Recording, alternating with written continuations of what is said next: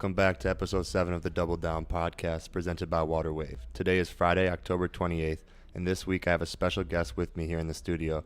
But before we get to that amazing interview, I want to start with the Double Down weekly wrap-up. As I had mentioned on last episode, we're going to continue this weekly wrap-up here on the Double Down podcast, and we're just going to kind of go over things in my life that have happened in the last week, as it's just a quick wrap-up for the audience and people listening. So starting with, I had mentioned in the last episode about our scrimmage against Colorado State. It was a really good scrimmage. Exciting to be in the barn again. I'm looking forward to fans being in there. It was fun to see some of our freshmen and see these young guys playing at a high level. So really excited about what's going on there, what's going on with our team. In other news, the NBA season is back. My Timberwolves are off to a 2-2 start. Not great, but we're going to figure it out. Interesting pieces with Rudy Gobert and Cat playing out there together.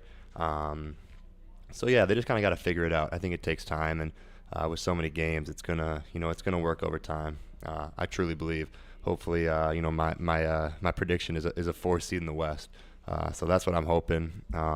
One other thing I want to hint on, and I want to shout out Talon Cooper because he mentioned Ja Morant scoring champ, and I'm with that. So we are both on the Ja Morant scoring champ train. And then lastly, in terms of the knee kind of stuff, I have my 4-month checkup next week. So that's kind of a big milestone for me. We're going to do this track testing, return to athletic competition, and see if I can kind of start running and doing more stuff on the basketball court. So that's all I really got for this week's wrap-up. Make sure you stick around for this week's featured interview. I'm super excited for this week's podcast. I have joined with me here in the studio. Our guest was rated as the number 78 overall player in the nation, the number 17 guard by ESPN. She was also named to WBCA High School All-American team. She led her high school to a 28-1 record and the number 2 final national ranking in the espnW 25 Power Rankings. She was also named Northern California Prep's Player of the Year, a new personal friend of mine, Mi'Cole Cayton. Thank you for the introduction. No, I mean, you got to mention that kind of stuff because obviously we've talked before about, how you had so many, personal accomplishments, but your team accomplishment. I read somewhere that you guys actually defeated Katie Lou Samuelson. Yes. Tell me about that before we get into our story, because Katie Lou is like, I'm going to shout out Katie Lou. I think she's like married now or something like that, but like Katie Lou is like my, she was my crush forever, like my basketball crush. So tell me about that section final game over Mater Day. Yeah, so we actually got the chance to make it to state, and we played there at Cal Berkeley. Went up against Katie Lou Samuelson, and we were rated number 2 at the time. Mater Day was number 1, and we played. And at that time, it was junior year for me, and we, came out ready to fight. Let's go. We had a lot of young ones on the team, and they were just all so hungry, to get a win. And if I don't recall, we had a number 1 rating player of the year also. Akira DaCosta ended up going to Baylor and now plays overseas. And we took them head on, and we won. And you did your thing too. You did your yeah. thing. You had led the team in scoring with 21 points that game, Yes, which is awesome, an awesome game. It's fun to obviously do all the different kind of stuff, but when the ball's going in the hoop and especially when you win, it's really fun. So, but let's dive back. Let's go to that high school time. Let's talk about your high school time and your recruiting process. And when did basketball kind of become that thing for you? Like, was it at an early age, or was it kind of later into high school? Like, when did you know basketball is something you want to do with your life? Yeah, so I've been playing basketball since 3rd grade, and I've been running track since first. Okay. So I was always a track runner first, and I would be, coming into basketball practice late, coming from track, and, all these different things. And it took a minute for me to get the fundamentals down. I was just this kid who was very energetic, very long and skinny, and could run. And so defense was always my specialty, right from the get-go. But ultimately, as I got, down the fundamentals and had a really, really good coach, Coach K, shout out to him, it just, it was basically very easy for me to continue to grow up and, be this basketball star and be who it was that I wanted to be. And so in 10th grade is when I kind of made my my debut, I transferred to St. Mary's Stockton, and that was a really good team. Chelsea Gray played for them. Oh, wow. Jackie Jamellos played for them. Okay. And so they have a lot of key players who have trailblazers who've led in the past. And we had a really, really good coach, Tom Gonzalez, also a Hall of Famer. Jordan Brand Coach of the Year as well. So awesome. Super cool. And I took a chance. I took a chance, and I feel like when it comes to basketball, when it comes to high school sports, taking a chance on things that may not turn out well or may turn out well is always going to be something that's beneficial. Yeah, for sure. And it turned out pretty well for you, as you had a really successful high school career. Tell me when the recruiting process kind of started for you, and how you kind of decided to go through that, and you eventually commit to Cal Berkeley. Take me through that whole process for you, as all the different things you're feeling, like maybe you wanted to play basketball, maybe you didn't. Like where were you at? So 10th grade is when it all started. We went to our very first tournament, and it was the Arizona tournament, and that's where Nike Nationals and teams compete. And I just lit it up. And it was the first time ever being on such a big platform. And I knew I did pretty good, and I just wasn't really, was really young and still a track runner, made it to state also 10th grade for track too. She does it all. And so I really wasn't too sure what it was that I was going to do. But as I, continued, I went home 2 weeks, 3 weeks, I guess, after all of that was complete. And I was seeing all these letters, and I'm like, oh, what's this? Invited to a camp. Oh, offer, And so I actually got my first letter from UNLV as a 10th grader. And then from there, Nebraska recruited me. And so things were starting to, take a turn very, very fast. And it was like, here I was, this track runner who's been running track since first grade. And now I'm getting college offers. And so, that process was really cool. And I think after, just being able to see the offers and see different coaches calling is when I said, yeah, basketball is my thing. Especially when it flows in like that. I feel like I was kind of in the same boat too. I was actually doing track as well. I was high jumping, so like I was competing in state, and I was like, hey, maybe track might be something for me. But then when it came down, I was like, I just think I love basketball too much. Is that kind of something you felt as well? I think as 10th grade, 11th grade, as it started to progress, I'm like, oh yeah, I'm a dog. And then I fell in love with Kevin Garnett, my favorite player of all time. You got to tell me that before the show, because KG is like my inspiration. I grew up here, right? Okay, from stop, Minnesota, because so he messaged me. No, say swear. I have on my shirts. It says if you look in the mirror and you're looking for a leader, who's the leader? If you're looking for somewhere and you don't know where the leader is, who's the leader? And he sent that to me on a voice audio message when I committed here. And so it's very, very personal to me, and that's been just like the reason why I play basketball is just KG. So, that's amazing. That's amazing. That's like, I think I had a ref ask me like one time when I was playing, you know how KG would go, like when people shoot after the whistle, he'd go and like knock it off the rim. Yeah. I always do that. And the ref got mad at me one time. He's like, you got to stop doing it. I was like, dude, I grew up on KG. This is like a natural instinct here. Exactly. And so you have that dog too? Yeah, his intensity and his focus, man, he's different. So yeah, you go through your recruiting process, and you end up choosing, Cal, which is an amazing school. I have some ties to Cal as well. My cousins live out there, so I've been there a couple of times. It was one of the schools I was really interested in when I was in the portal. But yeah, you come into Cal and you have a great freshman year. You earn honorable mention, selection to Pac-12 all freshman team. You start 13 games. Tell me about that transition from, obviously you're from that area, so like it wasn't a new location to you, but it's a new game. It's a faster pace. It's stronger girls. It's more physical. It's more shot making. How did your transition go into college? Yeah, it took a minute. It definitely did. I mean, it took me probably the whole preseason to really get it down and, know my role. And, just at the time I was lucky enough to have such a great coach, Lindsey Gottlieb, also former coach for the Cavaliers in the NBA. So I was lucky enough to have her as a coach, and, she was just very, very consistent on pushing me and telling me you're going to be great. You're going to be good. And my teammates, Christina Nigwe, who's also competing in the WBA, one thing I learned and had to understand was how to pass the ball into the post. As a guard and playing the Pac-12, you got to be able to pass the ball into the post. And so that took me forever to understand. But as soon as I got that down, I started to see my game, just expand.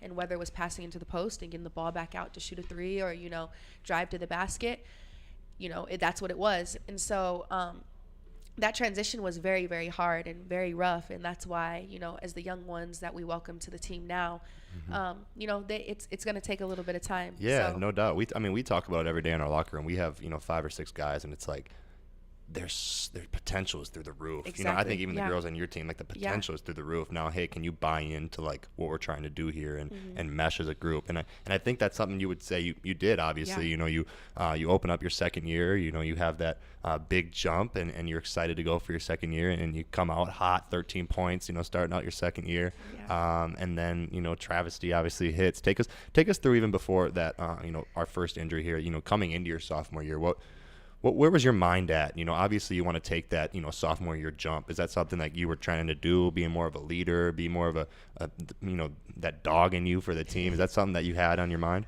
Yeah, and I actually had showed it. We at that time we had our foreign tour, and so we went down and we played in New Zealand and Australia, and it was a huge difference. Yeah. The 30% three-point shooter that I was before, maybe like 26% freshman year, went from like 26, 30, whatever, to now like 35, 40, being more consistent with that. And so coming into that first game, I was ready. I was just like, okay, this is my time to finally, show everyone what they've been missing. I kind of just wanted to come in as a leader, do whatever it was that I needed to do for my team, and be the dog. And like they say, they used to call me the Energizer Bunny back then, because I just had so much energy. I wanted to get in your face and rattle you, and all these different things. And my defense led to my offense every single game. And so my main thing was to come and be focused and be what my team needed me to be at that time. Yeah, and it seems like you did it. You're ready to go. You career high tying. You hit 3 threes in a game against St. Mary's, which is a big game. That's Cal, St. Mary's. I don't think it's very far in distance, and it's always I think always with the men's side and the women's side too is good competition. So it's obviously got to be an exciting game. And then you unfortunately come down with your first injury, ACL, MCL. What else was in there? That LCL, that PCL, a little bit of everything, all of that, the whole knee. Yeah, take us through that. Like, did you know right away? What were your initial emotions when you got hurt? Yeah, it was 1 minute and 45 seconds left in the fourth quarter. Oh.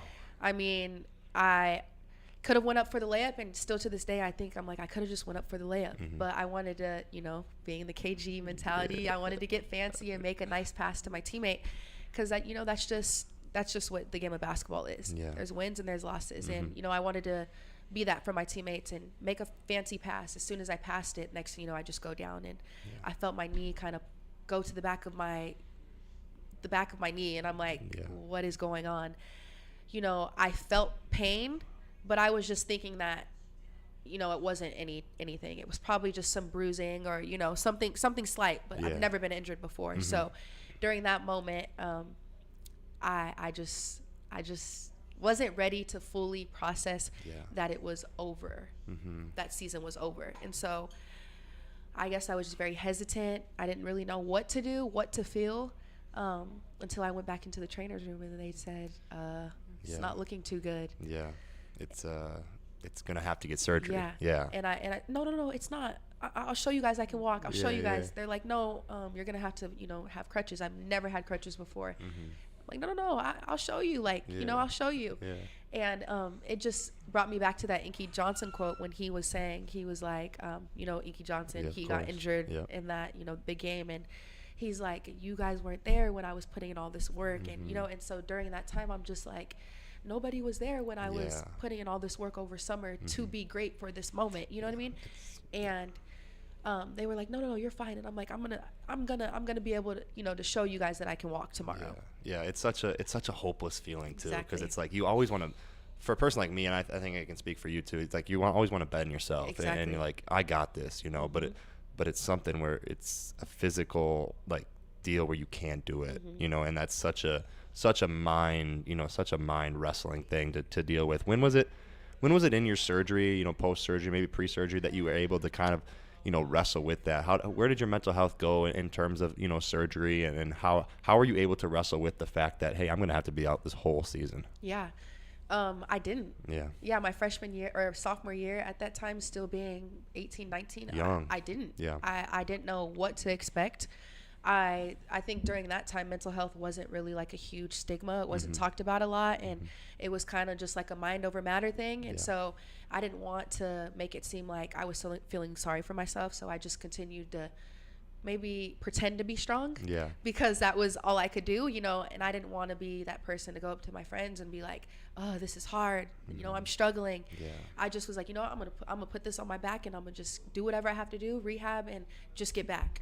You know, this is a one-time thing. It's a one-time thing, and I'll be back. And that was just my mindset throughout the whole thing. So. I think I even had the same attitude with my first injury. It's like, I remember being in the training room just being like, all right, what do I have to do to get back in 6 months? Because I was a big Vikings fan, so I grew up on watching Adrian Peterson. He tore his ACL and was back in like 6 months. I was like, okay, what do I got to do that so I can play this year? How would you say your mindsets, and we'll get back to this in like the future part of the interview as well. How would you think your mindsets change, and what would you say to that like sophomore version of you in terms of like feeling like not being okay, and it's okay to not be okay? What would you tell that person? I would tell them exactly that. It's okay not to be okay. You know, it's okay to feel, you know, uncomfortable. But, you know, I had access to so many resources that I didn't even use, only because the fact of like I wanted to be okay. And I it's knew scary too. It's very scary. It's very scary. And in that moment, I was just, you know, feeling numb, almost like, okay, you know, do whatever I need to do whatever I need to do. Almost like shut the world off and just let me narrow my lane and just get back and not have anybody worry about me. And if I had to look at that and tell myself something differently, I think it would just be like, it's going to be okay. And nothing is wrong with you. Because I would just always think like, wait, is there something wrong with me? Like, am I supposed to be thinking this? Like, I'm scared like that. I'm thinking like, what if basketball is the end goal for me, you know? And so I would just tell myself, you know, that mentality thing, and there's people to talk to, there's resources. So you know, you eventually get through that whole process, you know, mentally, physically, and you're coming back into your third year at Cal. Where was your head at coming into that third year? Where was your trust in your knee? Where was your game at? Like, is this something you're thinking like, all right, junior year, third year, like I'm gonna kill, like I'm back on myself again? Or was it like, oh, I'm a little nervous? Like, where were you at? I think I was at like, let's do it. Like, let's do it. This is the most, you know, strong I've ever been. I feel good. I'm going to show everybody the work that I've been putting in, you know. This hasn't been a easy process for me, but hopefully this is the end of it, you know. And unfortunately it isn't, which is why you are still here today. That's why, you know, we're able to have this conversation. But you know, you play in 3 games in your third year before you have to undergo surgery to repair the cartilage in your right knee. How did you feel? Like, what initial emotions did you feel when you were told that you would have to go through that and miss a whole another year? It was painful. It was very, very painful to hear it again. And I really do remember coming back from that San Diego trip. We're on the plane, and the next thing you know, we get off the plane and my knee is like so swollen. And I'm like, what the heck? I only played like 7 minutes. Like, not even 7, like 5. And I had scored, and I was excited, like, this is going to be, something new, something different. And we had a set of girls who were just amazing on that team, and still my friends till this day.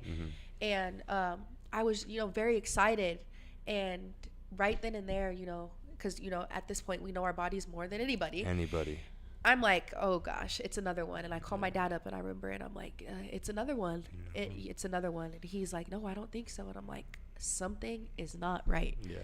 There's no way my knee should be this swollen off of only playing 5 to 7 minutes. So he's like, okay, we'll go into the training room, see what they say. I go into the training room, and she's like, how is your knee still swollen? This is the next day. Like, I have no idea. It stays swollen for about 3 days. And they're like, okay, MRI time. Go through the MRI, same thing. Go into a room, and the doctor says, I think you should probably consider maybe medically retiring. Excuse me? And once again, that Inky Johnson quote goes back into my head. I'm like, you weren't here when I was putting in this work, when I was, told I would never play basketball again. And, it's a reason why I'm still going to this day. And, all these emotions, everything just going in my head. And then a doctor to tell me that I should medically retire, telling me like, it's okay. You could take this route. We have to say this. And I'm like, No. That's not me. Yeah, That's like not it's KG. never That's been not, me. yeah, no. It's never been me. I'm Yeah. like, ever. And so that was something that mentally I had to prepare for, and I didn't know, if there was a way. Yeah. But then I seeked help. Like, I finally decided to go talk to somebody and, sports psychologist, and tell them the way that I've been feeling. And that helped tremendously. Oh yeah, without a doubt. It's something that I put off my whole first surgery, and then into my second surgery. It took me even till recently to even just like want to talk about my feelings and want to express my feelings. And that's something that there's a reason why I'm doing a podcast as well, because I want people to be able to see your emotions, my emotions, different people's emotions, and it's like it's okay to not be okay. It's okay to ask people for help. Like I don't know about you, but I actually talked to Lindsay about this as well. Like trying to be that guy that's like always doing things right, and I'm sure that's the kind of person you are as well. You want to be there for the freshmen, but at the same time, it's like it's all right to not be that version of you every single day. Yeah. And I think that's something that's there's beauty in that for sure. And that's why I love it here. I love my coach. I love the coaching staff as to who I'm playing under right now, because one thing about Lindsay is, every Monday we do a mindfulness Monday. That's and awesome. like we take the time just to, check in with yourself. What do you need? Check in with your teammates. What do they need, kind of thing. And we're able to take a mental day out of the year. Like, and you have one mental day, and that's needed. Like that's very much so needed. And I think that helps as a team too. Exactly. Understanding where your teammates are at. How they're doing. It's college. It's a new situation for freshmen. It's a whole different beast. And I think it's a very important thing. You end up going through that surgery your third year, and then you're entering your fourth year at Cal. And it happens again. Take us through that. What happened? How are you doing? Like, it's floor is yours. Yeah. At that point, I'm like, well, maybe, this doctor is right. Maybe I probably need to hang it up. All the negative things, settled in, and it was a negative time. It was very, very negative.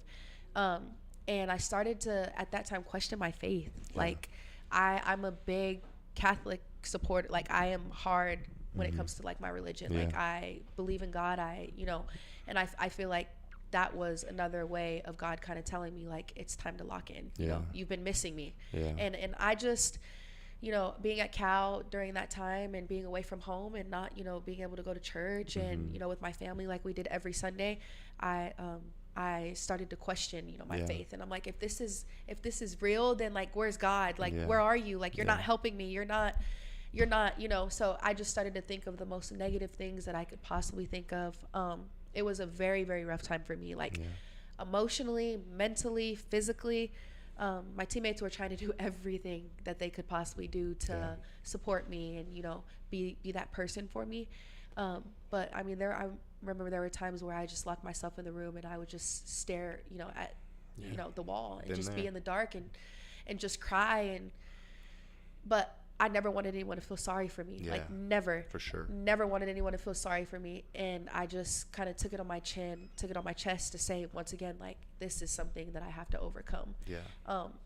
At that point, the doctors who did my previous surgeries were really starting to feel for me. And they were like, this is sad. Because we see how much work you put in. We see, all of these different, we see how bad you want it, and, so Dr. Edwards actually referred me to Dr. Bugby, who's like the #1 cartilage specialist in the world. And ended up getting that surgery. And I remember I went into the surgery, and one thing he told me was, I've seen people in the WNBA, in the NBA, NFL with worse knees than what yours look like. Yeah, for sure. It's not your time to give up yet. If you were ever considering giving up, it's not your time yet. And I felt like that's exactly what I needed to give it one last go around. And he said, I have a 98% success rate, and after you, I'm going to make it 99. And I think that was like the biggest takeaway from the knee injuries that I could ever possibly. Yeah, instilling confidence in you. Exactly. And being able to realize, like, hey, my journey isn't over yet. Exactly. And you obviously, you have to think back at like all the great you did too. You end up getting a bachelor's degree from Cal, which is praise to you, because Cal is a awesome academic school. So praise to you on that. But just realizing the confidence that you can still have in your game, and and having somebody to tell you that as well, I think can be so huge. So I think just like, if I were to say something to like younger people and that kind of stuff, seek help, ask for help, because it's only gonna help you out. We're actually going to dive into a new segment quickly as we interrupt our interview. We'll definitely be back, but we want to shout out our Instagram. It's at double_down_pod, and what you can do on there is each week you can ask a question for me and my guest. And this week's question was, what can coaches do to keep their players from transferring? This new world. I think that's a tough question. This new world we're in and that kind of stuff. And I think it's definitely different for people that go through 4 years compared to just like one and done. So that's usually what I consider transferring. What would you say? What's your answer to that? Yeah, I think just be honest with them from the jump. Yeah. In the recruiting process, it's already a hard process to decide what school it is that you're going to go to. Yeah. And for parents, what coach I'm going to trust. Yeah. And a lot of the times, these parents and these kids go to these schools, these big time schools, and they're like, I'm about to play, I'm going to start, I'm going to, and then it's like, oh, she just transferred. Breaking news, breaking news. Exactly. And so I think, the biggest part is just being honest with, these recruits. Yeah. Not only that, being honest with yourself as a recruit, knowing, like, if I go to this school, what does that look like for me, and so, I think just honesty. Yeah, I agree completely. I think I would add one more thing is just continue to player development. Oh, yeah. I think Lindsay does a really good job. Her staff does a really good job. I think Coach Johnson does a really good job with his staff is developing players. And it shows, I think if you spend time and effort with younger guys and try to develop their game, it shows that you care and you want to get them to somewhere where they're going to be on your team, So. Yeah, that's a good question. That's big. Yeah. That's very big. That's a great question. Thank you for whoever asked that question. Make sure you tap in next week to ask another question for me and my future guests. But we're going to get back to the interview here. So you get into your 5th year, you end up transferring to Nebraska. Yeah. What? Like, you're a Cali girl. You from Cali. Like, what made you move to dang near the middle of nowhere? Yeah. So originally, I was recruited I committed to Nebraska, but because of the coaching change and all of that, I ended up opening up my recruitment and then took a visit UCLA, Utah, Cal, and then that's how I decided on Cal. But I always had a pretty good relationship with Amy. Okay. And at that time, I knew what Nebraska had to offer because I was committed there at a time.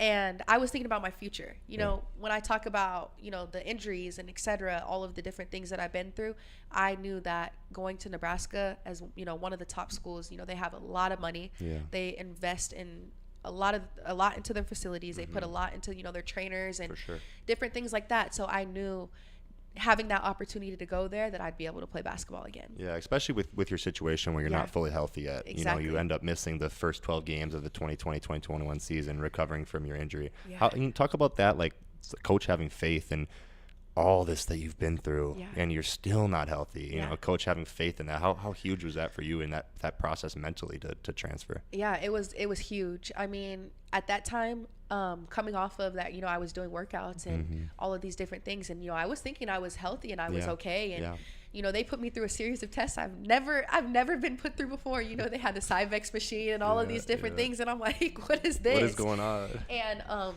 then they came down, with basic things of like, okay, this is the numbers that we want you to meet. This is what we want to do. You have some abnormalities, to your knee, and some sides aren't balanced, et cetera, et cetera.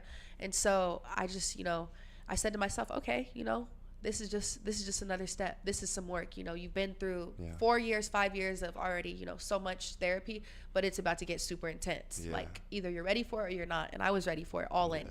And having a coach at that time who fully trusted in me to know that, oh, she's going to get it done, and having teammates also at the time knowing that, okay, she's going to do it was actually really, really cool too. And so that experience was pretty hard. And it was like 5 months of pure just grinding. I didn't even see the court. I didn't even touch the court. It was just 5 months of like. Talk about that. Talk about the tough, like, mental part of, obviously it's physically draining. You know, you got to do so many different things because it's like you can't just strengthen your quad. You got to do quad, hamstring, calf. You got to get your hips right. You know, you got to make sure your knee's strong. Take us through that like mental process of like, gosh, I haven't played basketball in so long. Like, I just want to be out there on the court. How'd you get through that? Like, what got you through those times? Yeah, at that time I knew how bad I wanted it, and I feel like when you want something so bad, like you're desperate to do whatever you can to get that. So at that time I was desperate. Like, I was desperate to be on the court, and I was desperate to, you know, be out there and, you know, doing the thing that I love. And if that meant doing 1,000 sit-ups or 1,000, you know, plank holds, I was going to do them. I didn't, you know, there was never a question about that. But also at that time I had a sports psychologist there, Brett, who was really, really good. And, you know, I would talk to him about my goals, and we'd talk about how, you know, measurable they are, like if I could reach them. So I'd set a goal every other week, and I started to notice that I was like smashing the goals. Like anything I set, I was smashing it, and I'm like, okay, well maybe I should, you know, make it a further goal. And so I just kept doing it and doing it and doing it. Next thing you know, it was like 6 months went by, and they're like, oh, you're back on the court. Exactly. And I never looked at it from that perspective. You know, going back from that freshman year, I would never be like, oh, I'm going to set a goal. Because you think it's this big, like, you just think of the end picture and this big war, but it's like, at the end of the day, it's really just these little battles that you're fighting every single day. And if you're able to win these little battles, you're eventually gonna win the war, which is something that you did. You know, your full contact practice for the first time in Nebraska, January 22nd. You know, you're feeling good. You know, you're back. You're playing. You know, you come into your 6th year now. At Nebraska, which I'm in my 6th year, so you got a one up on me right now. So you come into your 6th year at Nebraska, you play 26 games as a senior. Just take us through your emotions of that year. Like, you played basketball again. You know, you hadn't played basketball in a long time. Like, how did that year feel? Like, what kind of emotions did you go through as a player on the basketball court again? Yeah, at that point I was like, wow, like I'm back. Like, you know, this is crazy, regardless of the time of how, you know, wasn't really getting as much time, you know, just as far as like precautionary stuff. I just didn't even care. Like, I was like, wow, I'm back. And I remember that first game that I was back, we played against Illinois, and I had the game winning steal. Wow. And I played 20 minutes that game, wasn't even expecting it, my first game back. And it just felt amazing. I mean, it felt amazing to know that throughout this whole process, not only did my coaches have trust in me, my teammates did as well, but I was willing to put all the money in the bank on myself. And I've never been so like trusting in myself. And in that situation, I trusted myself, and I was able to get through that whole season. You gain that kind of self-confidence in not only your game, but in who you are as a person. I feel like, you know, I think that's such a big thing, that like these injuries, they obviously test you physically and mentally, but they test who you are as a person. And you know, I definitely see it in myself. It's definitely changed the way I just like look at everything and approach relationships and all this kind of stuff, because it's, you know, it is so fragile, and you know, it can be taken away from you so quickly. So you end up with some eligibility, and you end up coming here. That's why you're in the studio. You end up transferring to the University of Minnesota. What was Lindsay's pitch? What was your thought process coming here? You know, what went into that decision? Yeah, a lot definitely did. It was super funny because when we played here and we played you guys, I hear Shimmy on the sideline yelling out to one of the players saying, "She's not a shooter. Like, she's not a shooter." And so I go and I shoot it. I shot it. I shot it, and I made it. And I'm running back, and I turn around and I look at her. I'm knowing it. But Shimmy recruited me in 2016. Okay. To Nebraska at the time, because she was at Nebraska. So we have that relationship where, you know, I can do that. And so then she just turns around, she looks, and she's just like, puts her hand over her mouth, and she's like, let me just not talk. And so then again, it comes again, the ball comes to me again, and they swing it to me, and I shot it, and I made it again. And at that time I'm like don't, no, there's nothing else to say. And so and Coach Way's over there like, give her a T, where's the ref? So we've had that, you know, that relationship, which is really, really cool to have. And so when I was in the portal, you know, she called me up, and we talked about, you know, that little spiel. And Coach Way called me, and she was just saying, one thing she did say to me is, one thing I know about you is that you're looking for an opportunity. Yeah. And one thing, with me, in growing up and Way being who she is, she's like, that's what I was looking for, was just an opportunity, like, wasn't this huge ranked kid, nobody, really knew me, came to Minnesota, and I was looking for that opportunity. Yeah. And I want you to also be able to know that I want to give you that opportunity. So once again, like, that speaks volumes. Yeah, coming huge. from, a goat. Like, yeah, coming from Lindsay Whalen, like, come on. It speaks volumes. And I knew coming here that I'd be able to, learn from one of the greatest of all time. Like, I knew that. Yeah. And it was just a matter of, my knee, my situation. And at the time, the knee was doing really good. And I'm like, should I give it one more go? Like, is this my last go kind of thing? And I wanted to play basketball. Never a doubt in my mind that I, wanted to play. But being here, like, there's no other place I'd rather be. That's awesome. So. That's awesome. And obviously it's great to have you, and we're super excited, and we're wishing you the best this year. To wrap up, we like to end with, kind of just like a motivation or something that you, like went to when you were in your dog days, or like going through the hard mental times. Is there something that comes to your mind when in terms of like inspiration for other people, or something that you would like to give advice to somebody else going through some, similar situation as you? Yeah, I think for one, like, never give up regardless of the fact, there were times where I could have given up. And, a doctor, for example, telling me, like, you'll never be able to play again. Maybe you should just hang it up. And I'm like, no, because there's someone else out there who is going through 1,000 things that are harder than me. Not only that, but there's someone else out there that I know that can, fix me. Yeah. And I want the best of the best. And so I would say never give up. And one thing I would leave with is what my dad would always tell me. He'd always say, as I'd come over and, I'm running the 800, I'm on my last lap, and 800's, tough. Very, very tough. It's a mental thing. Yep. So you come around that first lap has to be faster, and that second lap has to be even faster. Yeah. And so I'd come around that last 300, and my dad would say to me, go get it, go get it now. Yeah. Here's your time to go get it. And he'd say, no hurt, no big shirts. And I'd hear it from the side of the track, and I just turn it on. And I think that just goes for anybody in life. Like, go get it. Go get what it is that you want to get. No hurt, no big shirts. And, and it's just that simple. So I love it. Yeah. I love it. Well, thank you so much for coming on the podcast. It's awesome to have a guest like you that's, been through so much, and you're still kicking, and you're still going, you're still getting it. And we're so proud of you, and we're excited to watch you this year. Thank you. And that's been episode 7 of the Double Down podcast. Thank you for all listening. Make sure you go check out our socials at double_down_pod, and leave a question for me and my guests next week that we will get to. And also, mention what you want to talk about in the pod, what you want to see, and how you want us to go about it. And that's it. That's it for episode 7. It's been Parker Fox and Mi'Cole Cayton. And thank you guys for listening. We're out. Peace.